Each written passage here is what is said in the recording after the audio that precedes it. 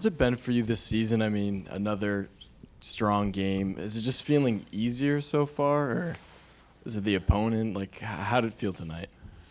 I mean, we was just playing basketball, getting to my spots. And what can you say about Josh Minott tonight? He stepped up again, starting, set a new career high, 21 points. What can you say about his energy and just what he's been able to do on this new team? Hey, he's huge for us. Josh his energy, his length, his athleticism is big for us. So anytime when he brings it like that, we're a better team. So just encouraging him and to be consistent every single night to bring that same energy because he's huge for us. Jaylen, obviously, with the injury to Jason last year and then some of the losses you guys had over the offseason, it's a dramatically different team. How has that adjusted your approach on the court but also off the court? Yeah, definitely big difference. Not just, JT being out, but Al being out, gone, Luke, Drew, and Porzingis. So that's, obviously those are some really good players that we lost. So I think all of those guys being missing makes a big difference. But for me, I'm just being aggressive and trying to empower my teammates as much as possible. Do you feel like you've learned something either about yourself, your coaches, your team so far through the first 9 games? I'm learning every day. Still early in the season. I'm learning every day. I'm taking it one day at a time and just putting my best foot forward, trying to come out and play some good basketball. How much of a difference maker has help been for you this season, especially like being able to be aggressive and get to your spots, as you kind of talked about? You've been so efficient this year, and it looks so easy at times for you. Health is key. You see a lot of guys getting injured going around the league and sitting out games. I want to play as many games as I possibly can. I had some injuries last year that kind of derailed me towards the end of the season. So health was a big emphasis going into the year. And then the start of the season, end of the preseason, I had a hamstring strain. Not ideal, but the medical staff, we managed it well, and I think I'm getting over the hump.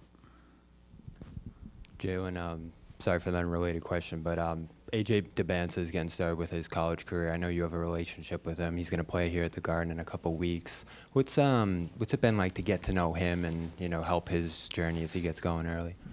Great kid, great family, great basketball player. Obviously doing well at BYU. And I know being a hometown kid, it'd be probably fun for him to get to playing in the Garden in front of a home atmosphere. Jaylen, you found Josh for a couple alley-oops tonight and then the no-look to him on the baseline cut for a dunk. How has that chemistry between the two of you just grown over the course of the season? It's grown, but it's still growing.